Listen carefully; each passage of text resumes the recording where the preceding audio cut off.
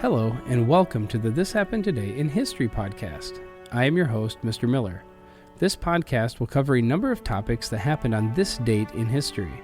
Please visit the podcast webpage at thishappenedtoday.buzzsprout.com. There you can download the notes page, which will help you organize the information as well as develop your own ideas on how these events change the world around us. If you're interested in hearing more, please consider subscribing so you will not miss out on what happens tomorrow in history.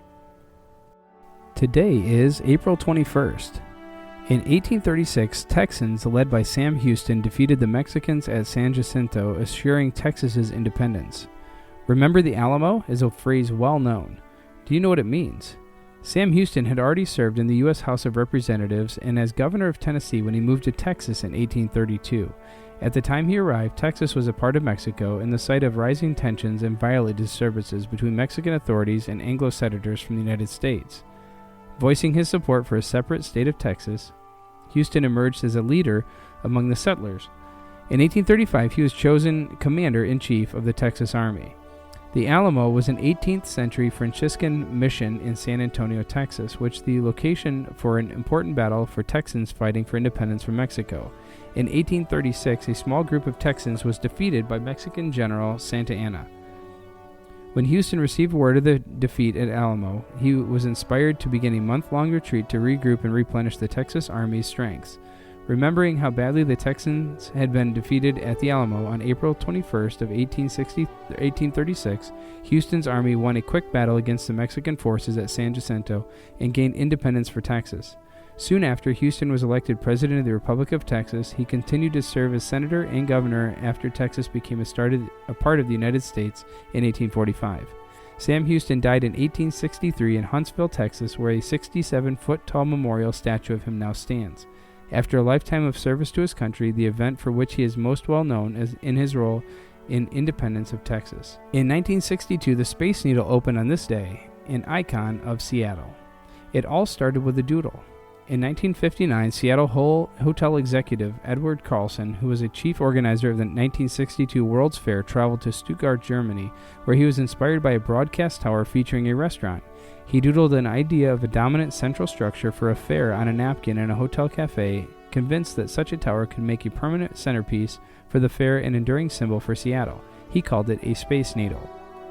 Carlson and his supporters soon found moving the symbol from doodle to the drawing board and then to construction phase was far from easy. The first obstacle was the structure's final design. Carlson's sketch initially underwent many transformations, including designs that resembled a landed UFO, a tethered balloon, and even a cocktail shaker with a tram ferrying visitors up to the top. Architect John Graham, Jr., fresh from success in designing the world's first auto-centric shopping mall, Seattle's Northgate, and experimenting with a revolving bar in Hawaii, focused on a flying saucer-shaped top house. Graham's team worked on sketches and ideas before a final design was reached just a year and a half before the World's Fair. Architect Victor Steinbruck came up with the wasp waists tower shape based on an abstract sculpture of a dancer called the Feminine One. Location and financing were also major challenges. The tower had to be privately financed and situated on land that could be acquired for private use of the fairgrounds. Early investigations included such a plot of land did not exist. However, just before the search was abandoned, a suitable 120-foot by 120-foot lot on the site of an old fire station was found and sold to the investors for $75,000 in 1961, just 13 months before the opening of the World's Fair. Construction, managed by the Howard S. Wright Construction Company, progressed quickly. An underground foundation was poured into a hole 30 feet deep and 120 feet across. It took 467 cement trucks an entire day to fill the hole, and the largest continuous concrete pour ever attempted on the West. Once the pour was completed, the foundation weighed as much as the Space Needle itself, establishing the center of gravity just 5 feet above ground.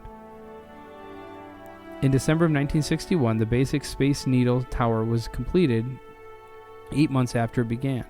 In keeping with the 21st century theme of the World's Fair, the final coats of paint were dubbed Astronaut White for the legs, Orbital Olive for the core of the structure, Re-entry Red for the halo, and Galaxy Gold for the sunburst and pagoda roof.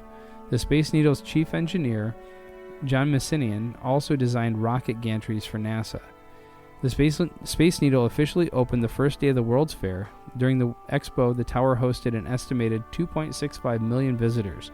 They included world celebrities including Elvis Presley, the Shah and Empress of Iran, Prince Philip of Great Britain, Bobby Kennedy, Walter Cronkite, John Wayne, Bob Hope, Chubby Checker, Billy Graham, John Glenn, Jonas Salk, Carol Channing, Neil Armstrong, Lyndon Johnson, Walt Disney, and scores of others.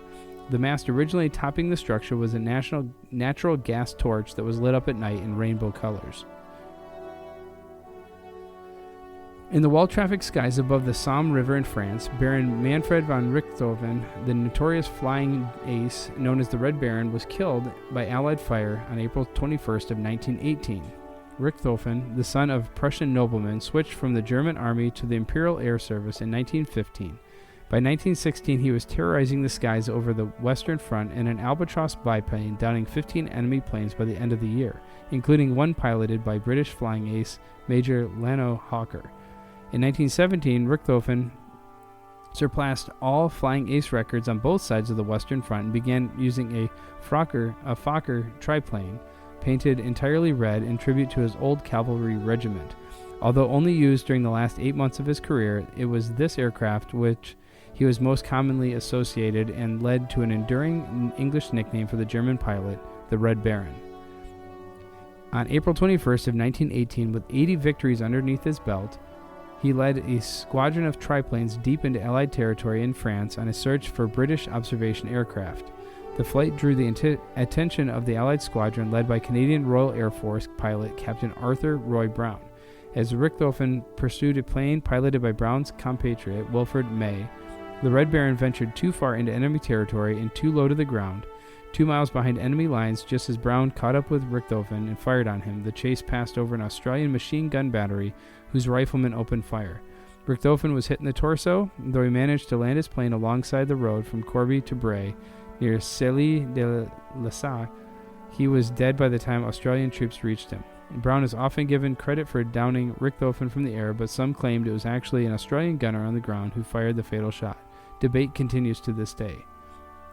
He was buried by the Allies in a small military cemetery in Bretagnes, France, with full military honors. He was 25 years old at the time of his death. His body was later moved to a larger cemetery at Fricourt. In 1925, it was moved again at the behest of his brother, Karl Balko, this time to Berlin, where he was buried in Invaliden Cemetery in a large state funeral.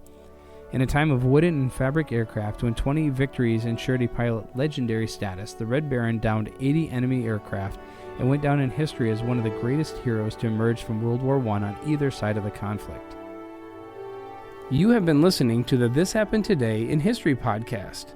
I thank you for listening, and I hope that you have enjoyed learning about historical events from the past. Thank you to the following websites for their information regarding today's topics: ThePeopleHistory.com, Texas wins independence at americaslibrary.gov, Seattle Space Needle at spaceneedle.com, and the Red Baron German fighter ace killed at history.com. The music used as the background track for this podcast is Americana, created by Kevin MacLeod on Incompetech.com. If you enjoyed this information and would like to hear more, please consider subscribing, as this will keep the historical events in your feed in the morning for each day. I hope you have a great day.